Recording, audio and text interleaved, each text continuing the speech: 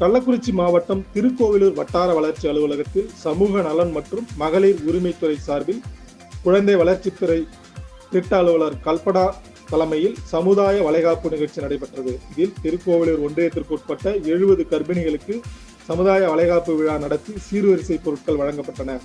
மேலும் 5 வகையான உணவுகள் கர்ப்பிணி பெண்களுக்கு வழங்கப்பட்டது. இந்நிகழ்ச்சியில் உள்ளாட்சி பிரதிநிதிகள், வட்டார வளர்ச்சி அலுவலர்கள், குழந்தைகள் வளர்ச்சி திட்ட மேற்பார்வையாளர்கள், அங்கன்வாடி மைய பொறுப்பாளர்கள் என பலர் கலந்து கொண்டனர்.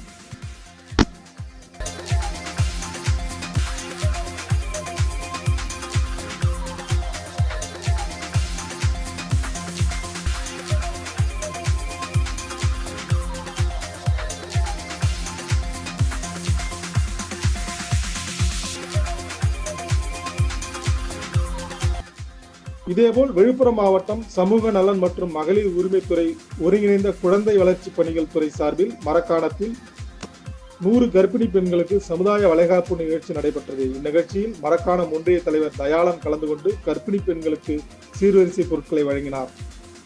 இதில் மாவட்ட ஊராட்சி துணை சேர்மன் ஷீலாதேவி, மரக்காணம் ஒன்றிய துணைத் தலைவர் பழனி, குழந்தைகள் வளர்ச்சி திட்ட அலுவலர் ஜெகதீஸ்வரி, சமூக நலத்துறை அலுவலர் ராஜேஸ்வரி மற்றும் ஒன்றிய கவுன்சிலர்கள், ஊராட்சி தலைவர்கள் மற்றும் அங்கன்வாடி பணியாளர்கள் உள்ளிட்ட பலர் கலந்து கொண்டனர்.